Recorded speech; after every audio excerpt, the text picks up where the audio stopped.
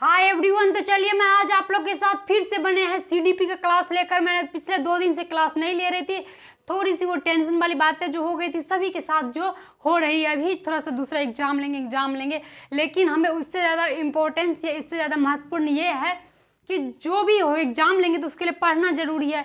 कह रहे हैं कि 5 मंथ में या 2 मंथ में सारे चीज़ का मतलब घोषित कर दिया जाएगा, एक तरह से मतलब 7वें चरण का बहाल कर दिया जाएगा। तो इसके लिए सिंपल सा पढ़े रहेंगे तभी तो एग्जाम देंगे। तो चलिए क्लास करिए, आप लोग मन से क्लास करिए, एकदम पूरा बेसिक से क्लास समझाते हुए आपको हायर लेवल तक ले जाएंगे।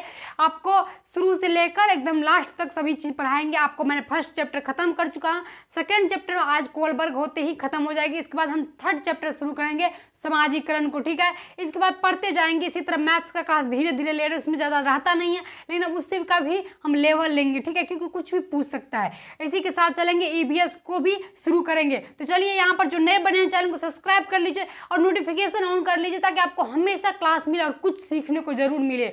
बहुत सारे आपको छोटे छोटे चीज़ों से आपको क्या होता है, मतलब एक तरह से जब एग्जाम में आप कहेंगे कि 2-2 नंबर से छूटता है, तो हमेशा कुछ कुछ छोटे दरिया भी उस चीज़ को पार करा लेता है। तो आप हो नहीं सकता, आप पढ़िए, हो सकता है 2 ही नंबर मेरे से हेल्प हो जाए, 10 ही नंबर हेल्प हो जाए। तो चलिए देखते हैं आगे क्लास के लिए। हम लोग शुरू करते पढ़ते हुए अच्छे से समझते हुए चलेंगे। तो आज लॉरेंस कोलबर्ग को देखेंगे, पूरी तरह से ध्यान से पढ़ते हैं। कुछ नहीं है, मैं आपको बोलता हूँ कुछ नहीं है। जैसे लॉरेंस कोलबर्ग से हमेशा 1 से 2 नंबर क्वेश्चन आते हैं, तो उसके लिए कोई टेंशन नहीं लेना, कुछ नहीं है। बस आप हमको ध्यान से सुनिए ताकि आपको एक भी, बस आधे घंटे क्लास रहता भी नहीं, मेरा 20 से 25 मिनट कम क्लास ले, तो उसी में एक एक टॉपिक क्लियर कर लेते हैं, क्योंकि ज़्यादातर नहीं, जहाँ से आता है उस पर ध्यान देना चाहिए, हमेशा फोकस करना चाहिए। तो चलिए हम लोग देखते हैं। यहाँ पर देखें लॉरेंस कोहलबर्ग, सबसे पहले ये पूछा नहीं जाता है, ज़्यादातर इसका ये नहीं पूछा जाता है कहाँ के वैज्ञानिक थे, लेकिन हमें क्यों छोड़े, हो सकता है पूछ दे। तो ये सबसे पहले लॉरेंस कोहलबर्ग जो थे अमेरिका के मनोवैज्ञानिक थे, ठीक है, ये अमेरिका के मनोवैज्ञानिक थे, ठीक है। इसी के साथ उसने नैतिक विकास का सिद्धांत दिए। नैतिक विकास, नैतिक शब्द आते ही आपको मैंने जीन पियाजे में पढ़ाए हुए थे, आप एक ही क्लास करिए तभी आपको को रिलेटेड होगा, पिछले से पढ़ने में अच्छा लगेगा। आपको क्वेश्चंस करवाएंगे तब आपको याद आएगा, नहीं काश क्लास कर लिए होते। क्वेश्चंस हमेशा क्या होता है ना, थ्योरी से आप एक थ्योरी पढ़ लीजिए, मान लीजिए एक लॉरेंस कोहलबर्ग पढ़ लेंगे 20 मिनट का वीडियो, तो आपको कितनों भी लॉरेंस कोहलबर्ग का क्वेश्चंस आएगा तो आपको क्या हो जाएगा, बन जाएगा। लेकिन मान लीजिए एक टाइप्स का क्वेश्चन बनाया तो उससे क्या होता है, इसलिए दोनों चीज़ एक दूसरे को पढ़ना जरूरी है, क्वेश्चंस भी बनाना जरूरी है और पढ़ना भी जरूरी है। तो चलिए हम स्टार्ट करते हैं। तो नैतिक विकास, तो नैतिक मतलब यहाँ होता है कि सही गलत का जो निर्णय लेता है वो नैतिक हो गया, ठीक है। कब बच्चे सही और गलत के बीच में जो निर्णय लेता है वो नैतिक हो गया। बच्चे जब सही का निर्णय लेता है, गलत का निर्णय लेता है, क्या सही है क्या गलत है, सारी बात को ही नैतिक हो गया। उसी के अनुसार लॉरेंस कोहलबर्ग का पूरा मतलब एक तरह से टॉपिक है एकदम सही गलत पे। इस मान के आप पढ़ेंगे कि क्या होगा, कुछ सही होगा कुछ गलत होगा लॉरेंस कोहलबर्ग के, तभी जाके आपको पूरी तरह से समझ में आएगा। ये नहीं करें कि क्या है क्या है क्या, उस तरह से दिमाग में बैठा के चलिए।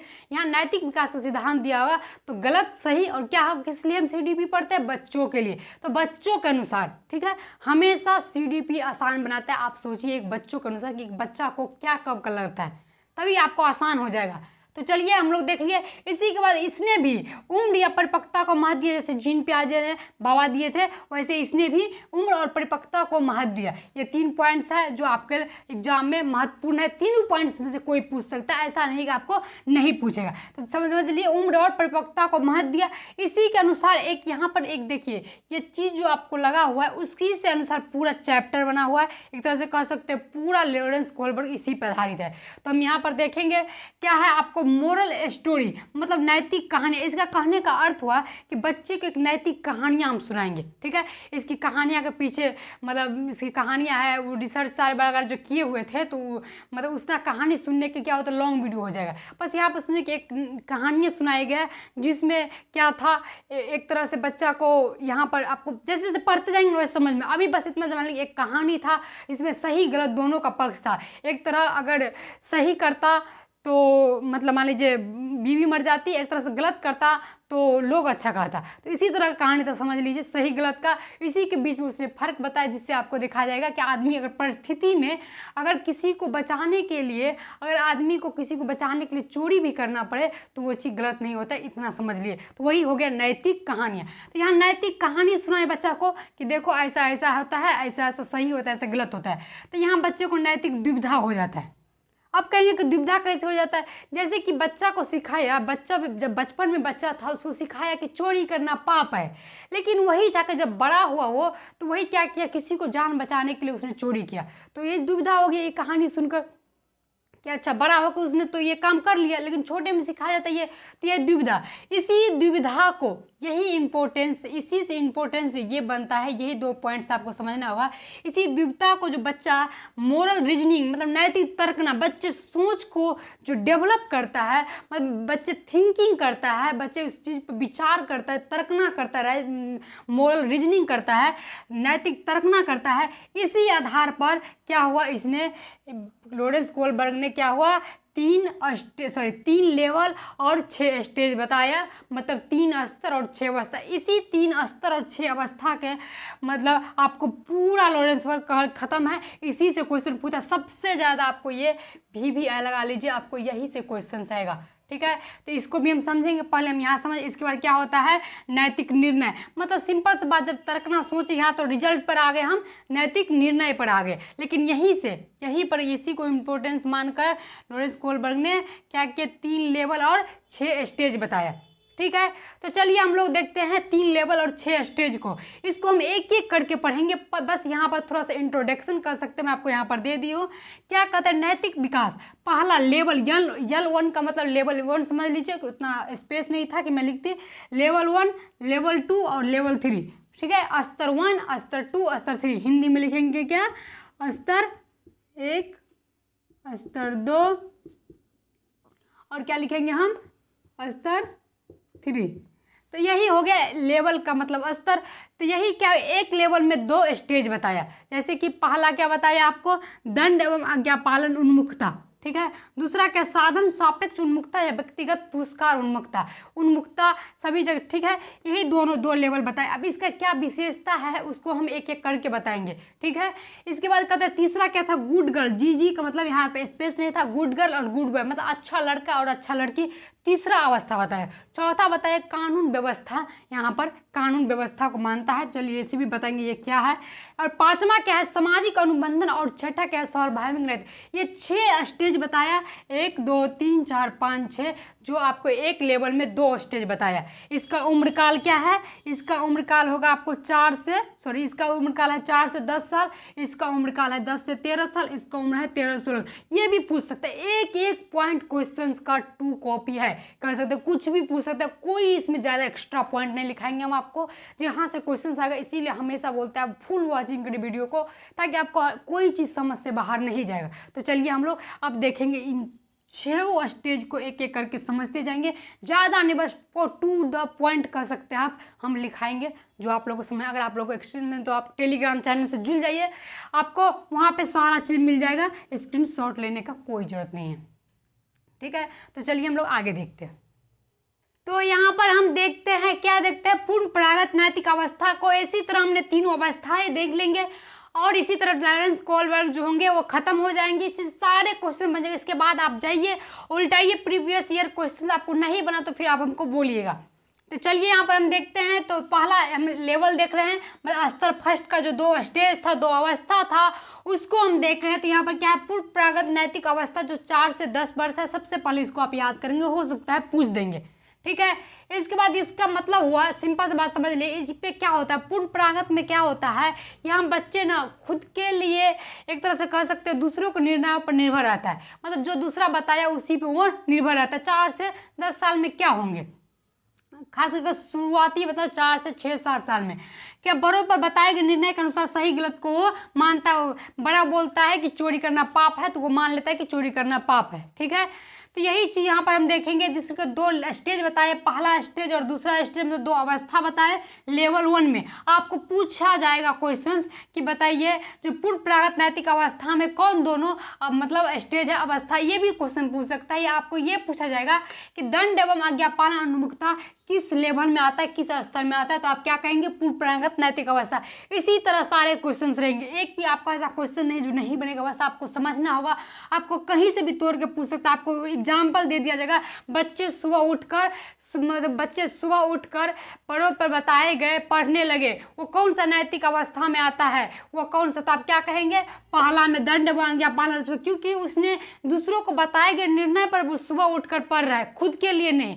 तो क्या हो गया ये नैतिक, और यहाँ पे सॉरी दंड आज्ञा पालन उन्मुक्ता हो गया। तो ये ऐसी क्वेश्चन ही रहता है, आपको एक भी क्वेश्चन नहीं छूटेगा। तो चलिए यहाँ पर हम देखते हैं। तो पहला क्या है, दंड आज्ञा पालन उन्मुक्ता, जो शारीरिक दंड और दूसरों को बताए गए निर्णय पर निर्भर रहता है, उसका निर्धारित करता है। बच्चा यहाँ पर क्या करता है, शारीरिक दंड से डरता है कि उसे कहीं मार न लग जाए। और दूसरा क्या है, आपको यहाँ पर हम बताए थे कि बच्चे यहाँ पर ये सोचता है कि चलो चोरी करेंगे तो क्या हो जाएगा, मतलब चोरी करना पाप है, गलत है, तो वो ये चीज़ शारीरिक दंड से हमेशा डरते रहते हैं। तो इसमें यहाँ पर क्या हुआ, बच्चे दूसरे को बताए गए निर्णयों पर, सिंपल सी बात समझे, दूसरे को बताए गए निर्णय कि चोरी करना पाप है तो पाप है, उसने ये मान लिया। इसी के साथ उसने एक क्या शारीरिक दंड, वो मतलब उसका अनुसार हुआ कि सुबह उठ के नहीं पढ़ेंगे तो उसको मार लगेगा, मतलब बड़ों का आदमी पापा के लिए हाथों, मम्मी के हाथों मार लगेगा। तो यहाँ पर क्या होगा, इसका नाम ही है दंड एवं आज्ञा पालन उन्मुक्ता। आज्ञा पालन का मतलब क्या होगा कि बड़ा जो कहा उसको मानना चाहिए। तो इसीलिए सुबह उठकर उसने क्या किया, पढ़ना, उसके लिए वही एक नैतिकता हो गया। उसके लिए क्या हो गया, यहाँ नैतिकता की बात करें, बच्चे के लिए नैतिकता क्या है कि बड़ों ने जो सिखाया कि सुबह उठकर पढ़ना है, यही सही है, तो यही उसका नैतिकता हो गया। ठीक है, चोरी करना पाप है, वो चोरी नहीं करेगा, वही उसके लिए एक नैतिकता हो गया। ठीक है, इसके लिए आप समझ गए, यही इसका पहला स्टेज था, मतलब पहला अवस्था था। अब दूसरा अवस्था देखिए, स्वाधीन सापेक्ष उन्मुक्ता यानी व्यक्तिगत पुरस्कार उन्मुक्ता, और इसी का नाम जो हो गया, तीसरा भी नाम कह सकता है टिट फॉर टैट, मतलब जैसा कि तैसा। ये तीनों नाम है इसका। ठीक है, ये तीनों नाम है इसका, इसको कुछ भी दे सकता है आपको। तो यहाँ हम आपको समझाएंगे टिट फॉर टैट का मतलब क्या हो, जैसा का तैसा मतलब क्या हुआ। तो पहले समझेंगे, वो इसमें जो चाहिए वही प्राप्त होता है, वही नैतिकता है उसके लिए। इस अवस्था में उसके लिए ये हो जाता है। मैं उतना लिखा नहीं, नोट्स में बहुत सारा है, लेकिन आपको मैं बस वही पॉइंट लिखा जो आपको छोटी सी पॉइंट में समझ में आ जाए। इसमें बच्चा ये समझता है कि चलो हमें मतलब कुछ चाहिए, तो वो अगर हमको मिल गया तो वही एक नैतिकता है। ठीक है, नहीं तो बाद बाकी सब उसके लिए गलत है। कहने का अर्थ है अगर उसने टॉफ़ी मांगा, आपने उसे नहीं दिया तो वो नाराज़ होगा कि आप उसके लिए गलत है। जैसे कि यहाँ पर आप उसे एक गिलास पानी मांगे तो वो भी मांग करेगा, आप मुझे पहले टॉफ़ी दो तब हम आपको पानी देंगे। तो यही हो गया, बच्चा यहाँ पर क्या कहता है, साधन, मतलब वो खुद के लिए साधन भी खोजता है। और व्यक्तिगत पुरस्कार मतलब वो चाहता है कि आप हमको कुछ दो तब हम आपको देंगे। यही होगा। टिट फॉर टैट का मतलब क्या है, ये दोनों समझ में आ गया आपको। साधन मतलब वो खुद का भी साधन खोजता है, और व्यक्तिगत पुरस्कार मतलब वो चाहता है कि आप मुझे कुछ दो तब हम आपको काम कर देंगे, या आपको हम एक गिलास पानी देंगे, पहले आप मुझे टॉफ़ी दीजिए। समझ गए। इसी के साथ यहाँ पर टिट फॉर टैट का मतलब हुआ जैसा का तैसा का मतलब हुआ। अगर आप इस अवस्था में बच्चे को क्या करेगा, एक थप्पड़ मारेगा तो वो भी उल्टा के एक थप्पड़ मारेगा। उसके पास मतलब एक तरह से कह सकते हैं उसको ये मतलब नहीं रहता है कि सही और गलत, खुद से निर्णय नहीं ले पाता है। सिंपल से बातें समझेंगे, इस लेवल में, इस स्तर में जो दो अवस्था होती है, दो स्टेज होती है, वो दूसरों को बताए गए चीज़ों पर वो मान लेता है। ठीक है, तो यहाँ पर जैसे कि देखिए एक गिलास पानी लाने पर टॉफ़ी का मांग करता है। ठीक है, जैसे कि मतलब जैसा का तैसा का अर्थ हुआ यहाँ पर कि उसको आप एक थप्पड़ मारेंगे तो क्या करेंगे, वो भी आपको उल्टा के एक थप्पड़ मारेंगे, क्योंकि उसके लिए यही चीज़ सही लगता है कि नहीं, यही नैतिकता है, जैसा का तैसा। समझ गए। यही था इसका दो लेवल, दो अवस्था। ठीक है, जो कल क्या था, पहला में आपको ये क्या होता है, दंड, शारीरिक दंड से वो डर के काम करता है, आज्ञा पालन करता है। इसमें क्या होता है, उसकी मांग की पूर्ति होती है, मतलब वो चाहता है कि आपको हम कुछ काम कर देंगे तो आप भी मुझे कुछ दीजिए। इसी तरह बच्चा नैतिकता मानता है। और इसका नोट पॉइंट जो है सबसे, इसमें बच्चा को इस अवस्था में, मतलब इस लेवल के दोनों अवस्थाएं में लगभग बच्चे को नैतिकता का अभाव रहता है, मतलब नैतिकता नहीं के बराबर रहता है। उसको क्या पता कि सही और गलत क्या है, इसमें नहीं के बराबर रहता है। तो यही आपको था। और आपको क्वेश्चंस भी आपको किस तरह पूछे मैंने बता ही दिया। आपको पूछ दिया कि टिट फॉर टैट किस आपको स्टेज में है, तो सेकेंड दूसरा स्टेज में है कि दूसरा अवस्था में है। ठीक है, जैसे कहेंगे कि बच्चे को बोला कि आप मुझे एक गिलास पानी ला कर दो तो मैं तुम्हें एक टॉफ़ी दूंगा, तो इस किस अवस्था में आता है, तो आप क्या कहेंगे, दूसरा अवस्था में साधन सापेक्ष उन्मुखता में। और आपको कहेंगे कि साधन सापेक्ष उन्मुखता किस लेवल में आता है, किस स्तर में आता है, तो आप क्या देंगे, ये एक में हाँ, पूर्व प्रागत नैतिक अवस्था में। इसी तरह सारा क्वेश्चंस रहेगा, इससे बाहर कोई क्वेश्चंस नहीं रहेगा। बस आप इतना समझ लेंगे, इस सबको समझने की जरूरत है। एक दो बार आप रिवीजन करके, आपको नहीं समझ में आएगा तो क्वेश्चंस बनाएंगे, 2 बार पढ़ेंगे, दोबारा वीडियो देखेंगे, तभी आपको समझ में आएगा। उतना नहीं है कि हम आपको बता रहे हैं क्योंकि हम समझे इसीलिए हमको लगता है कि आप भी समझ गए, लेकिन आपके अंदर क्या है वो आपसे ज़्यादा कोई नहीं जान पाएंगे। तो यही हो गया, तो इसीलिए आपको खुद से पढ़ना होगा, आप समझिए। तो चलिए हम इसी के साथ दूसरा देख लेते हैं, तीसरा देख लेते हैं। इसी की तरह कोलवर्ट को हम ख़त्म करके और अगले दिन हम अगला चैप्टर शुरू करेंगे। हम इससे आगे भी 2 देख लेते हैं। जो 2 आपको स्तर बचा है, 4 अवस्थाएं बता है, तो उसको भी हम देख लेते हैं, अच्छे समझते जाएंगे। पूरी तरह से कॉन्सेप्ट है, आपको इसके बाद क्वेश्चंस का वीडियो अलग से देंगे, ठीक है। तो चलिए हम लोग देखते हैं और समझते जाएंगे। तो यहाँ पर क्या है, दूसरा परंपरागत नैतिक अवस्था। इससे पहले हमने देख लिया पूर्व प्रागत, अब देखेंगे क्या है परंपरागत नैतिक अवस्था, जो 10 से 13 वर्ष। फर्स्ट क्वेश्चन आपको यहाँ से बनेंगे, इसको आप याद रख लेंगे, ठीक है। इसी के साथ देखिए, उन कामों को, इस अवस्था में क्या था, उन कामों को निर्णय को सही मानता है जिससे उसकी तारीफ हो। क्या होता है यहाँ, तो बच्चे अपने तारीफ की मशगूल रहते, करने के बाद उसको जब उसको कहे अच्छा आप न बहुत अच्छे हैं, क्या करिए, आप एक गिलास पानी लाइए, आप तो बहुत अच्छा बच्चे हैं, तो उसको उसे बहुत खुशी मिलता है। तो ये इसी अवस्था में होता है। कभी कभी हम आप भी इस अवस्था में रहे होंगे, ठीक है, इसीलिए ज़्यादा टेंशन नहीं लेना है। यहाँ पर क्या हो गया, दूसरे के निर्णय को सही मानने से जिससे उसकी वो उस चीज़ को, निर्णय या उस काम को सही मानता है जिससे उसकी प्रशंसा हो। ऐसा नहीं कि उसे कोई गलत को, यहाँ पर कुछ नहीं, इससे चाहता है कि वो हमें प्रशंसा करते रहे। तो क्या करेंगे, जब कोई आएंगे मेहमानों में तो उसे पानी देंगे, चाय बना कर देंगे ताकि उसकी प्रशंसा हो। तो इसमें क्या होगा, ये इस अवस्था में आता है। तो चलिए इसी का जो इस लेवल में आता है, इसी का 2 अवस्था बताया गया है, जो तीसरा और चौथा। हमने 1 और 2 देख लिया है। तीसरा क्या है, अच्छा लड़का और अच्छा लड़की। तो क्या हो गया यहाँ पर, गुड गर्ल और गुड बॉय। मतलब यहाँ पर क्या होता है, इस अवस्था में बालक हमेशा प्रशंसा की चाह रखता है। मतलब वो चाहता है कि हमेशा हमें क्या करे, सभी प्रशंसा करे, बड़ों आदमी, घर के जो गेस्ट आए वो प्रशंसा की चाह रहती है। जैसे कि क्वेश्चन आपको पूछा जाएगा कि जो सीता या गीता या श्याम या राम या कुछ भी, वो क्या होता है, आता है या कोई मेहमान आता है, कोई गेस्ट आता है घर में, उसके साथ ही उसने क्या किया, उसको पानी ला कर दिया, चाय ला कर दिया, या क्या किया उसने खाने में चेंजिंग कर दिया। पहले हाथ से खाते थे, अब चम्मच से खाने लगता है कि उसको सब अच्छा कहे, या उसके सामने वो इस तरह से व्यवहार करेंगे ताकि उसको सब अच्छा कहे, उसकी प्रशंसा करे।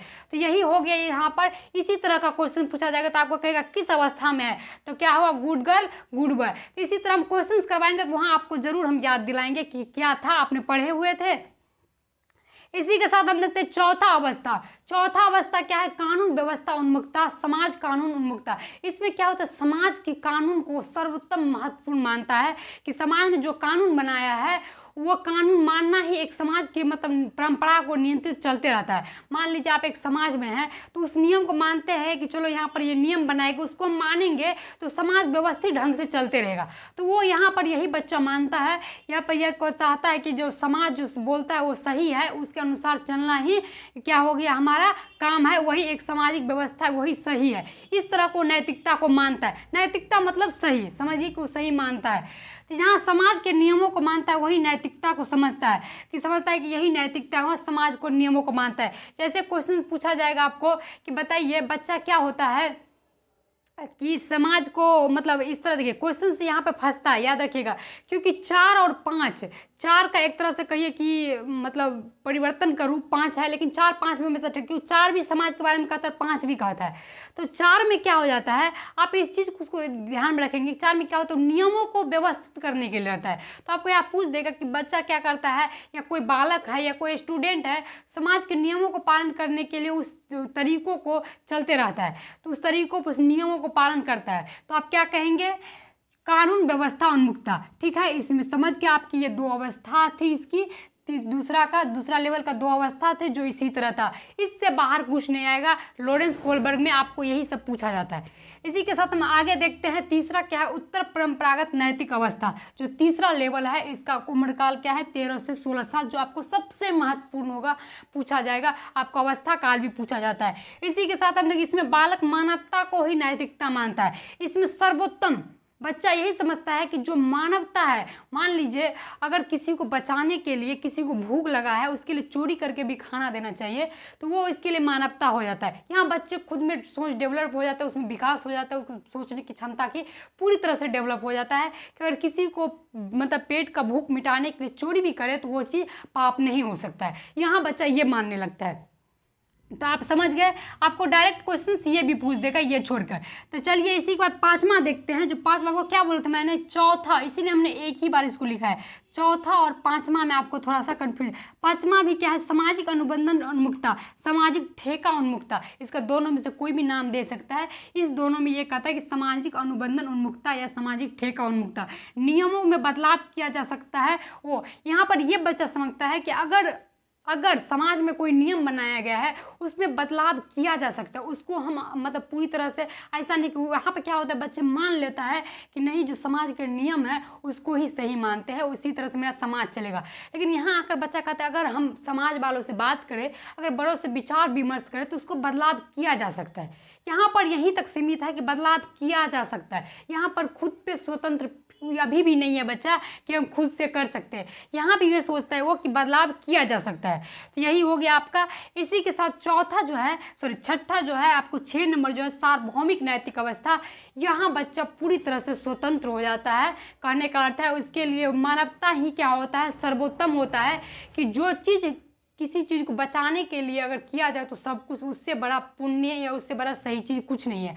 यहाँ वो ये मानने लगता है जैसे कि इस अवस्था मानवता को ही सर्वोत्तम होता है, चाहे वो अपने आप को नुकसान ही क्यों न पहुँचाए। वो खुद को दंड में डालकर भी, जैसे कि कभी कभी केस आता है, ऐसा आप देखे होंगे कि मतलब दूसरे को देखिएगा कि हेल्प करने के लिए चोरी करता है, उसके अनुसार वो थाने जाता है, जेल जाता है। तो यहाँ क्या होता है, दूसरे को नुकसान पहुँचाकर भी, अगर चोरी करके भी अगर दूसरे को बचाए, कोई हॉस्पिटल में उसे दवा की ज़रूरत है तो चोरी करके पैसा नहीं है तो उसको बचाने के लिए चोरी भी किया तो वो भी उसके लिए मानवता हो गया, उसके लिए सही हो गया। तो सार्वभौमिक में आपको कभी कन्फ्यूजन नहीं होगा, बच्चे खुद के निर्णय से करता है। आपको पूछा जाएगा तो बच्चे खुद के निर्णय से यहाँ करता है, खुद को समझ के, खुद को मानवता को ही सर्वोत्तम मानता है। तो ये क्या होगा, सार्वभौमिक। तो आपको कभी कन्फ्यूजन नहीं होगा, यही था, इसमें दो। तो आप समझेंगे एक बार जरूर, आपको वीडियो देखेंगे, एक बार समझ में नहीं आएगा, 2 बार देख क्वेश्चंस लगाएंगे, वीडियो देख के क्वेश्चन सामने रखेंगे तभी आपको समझ में आएगा। इसी के साथ ये चीज़ आज खत्म हुआ। कोहलबर्ग, लॉरेंस कोहलबर्ग, इसकी आलोचना वगैरह तो उसमें क्या देखना, जहाँ से क्वेश्चंस लगभग नहीं आते हैं। तो अब अगला दिन हम जो क्लास देखेंगे वो आपको हम देख लेंगे जो समाजीकरण है, ठीक है, उसको हम देख लेंगे। तीसरा चैप्टर, दूसरा चैप्टर आज एंड हुआ। इसी के साथ हम पहले क्वेश्चंस का पार्ट करवाएंगे, इसके बाद हम तीसरा चैप्टर शुरू करेंगे। तो चलिए आज के लिए थैंक यू।